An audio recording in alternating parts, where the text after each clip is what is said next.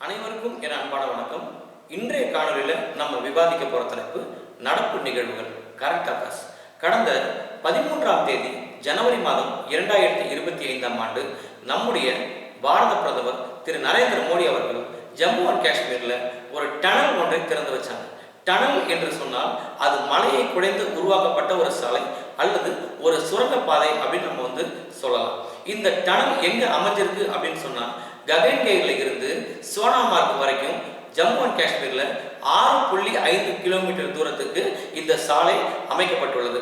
பெரும்பாலும் இந்த சாலையானது பனிக்காலங்கள்ல மூடப்பட்டிருக்கும். பனி அதிகமாக விழுந்து சாலைகள் மூடி இருக்கும். அப்படிங்கிறதுனால இது அனைத்து காலங்களிலும் பயன்படுத்தப்படாமல் இருந்தது. 2700 கோடி ரூபாய் பொருட்செலவுல இப்ப ஆல் வெதர் கனெக்டிவிட்டி ஒரு வருடம் முழுவதும் எப்போதும் தொடர்ந்து பயன்படுத்தக்கூடிய அளவிற்கு ஒரு தொழில்நுட்பத்தில் அதை பண்ணியிருக்காங்க. என்ன தொழில்நுட்பம் அப்படின்னு சொன்னா NATM டெக்னாலஜி, நியூ ஆஸ்திரியன் டெக்னாலஜியில் அதை பண்ணியிருக்காங்க.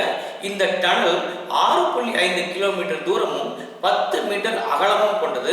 அதன் அருகாமையிலேயே 7.5 கிலோமீட்டர் அகலமான ஒரு சாலை அமைக்கப்பட்டிருக்கிறது. இதற்கு பேர் எஸ்கேப் டனல். ஆபத்து காலங்களில், அதாவது எமர்ஜென்சி டைம்ல பயன்படுத்திக் கொள்ளக்கூடிய வகையில் இந்த எஸ்கேப் டனல் ஆனது இதன் அருகாமையிலே அமைக்கப்பட்டுள்ளது குறிப்பிடத்தக்கது. 2700 கோடி ரூபாய் பொருட்செலவில் அமைக்கப்பட்டுள்ள இந்த சுரங்கப்பாதையானது கடல் மட்டத்திலிருந்து 2637 கிலோமீட்டர் உயரத்தில் அமைந்துள்ளது குறிப்பிடத்தக்கது.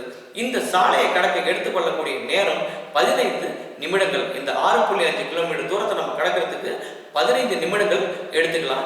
மேலும் இதுல சாலையில ஒரு மணி நேரத்திற்கு 1000 வாகனங்கள் வரை பயணிக்க முடியும். 80 கிலோமீட்டர் வேகம் வரை பயணிக்க முடியும் என்பது தகவல்.